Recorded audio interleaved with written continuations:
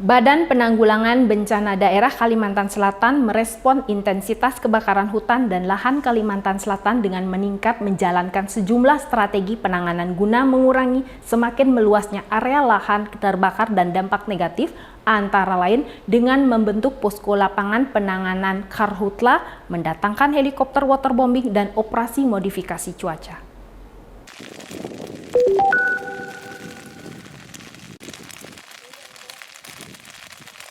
Intensitas kebakaran hutan dan lahan karhutla di Kalimantan Selatan mulai menunjukkan peningkatan dan faktor cuaca diduga menjadi penyebab utama terjadinya kebakaran.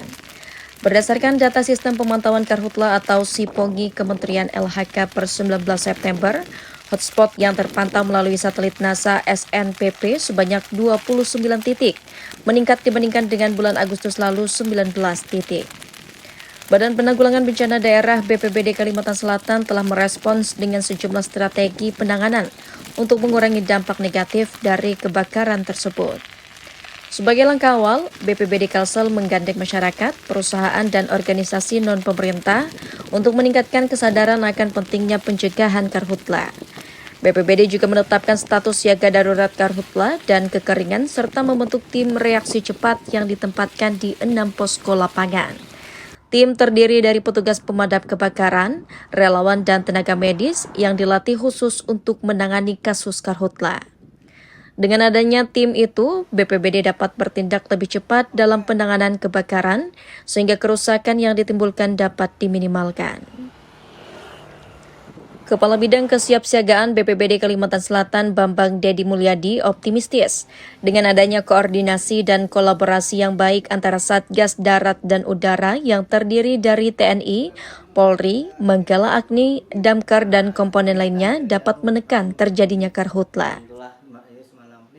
Kita optimis bahwa penanganan kebencanaan di Kalimantan Selatan dari tahun ke tahun semakin membaik, terutama di 2024 ini terbukti dari dibanding 7 prioritas daerah yang biasa terjadi karhutla, Kalimantan Selatan titik apinya paling rendah, dan area lahan terbakar pun jika dibandingkan beberapa daerah lain seperti di NTB, Jambi, Riau maupun Pontianak, kita sampai saat ini tercatat hanya sekitar di bawah 200 hektar. Bambang menambahkan Pemprov Kalsel berhasil meyakinkan pemerintah pusat melalui Badan Nasional Penanggulangan Bencana untuk mendatangkan 1 helikopter patroli, 2 helikopter waterbombing, dan 1 pesawat patroli untuk membantu penanganan karhutla di kawasan yang sulit dijangkau tim darat.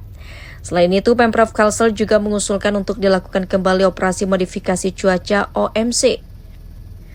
Mengingat berdasarkan analisis BMKG di Kalsel masih berpotensi dilakukan hujan buatan. Dari Banjarmasin, Kalimantan Selatan, Latif Thohir, Kantor Berita Antara mewartakan.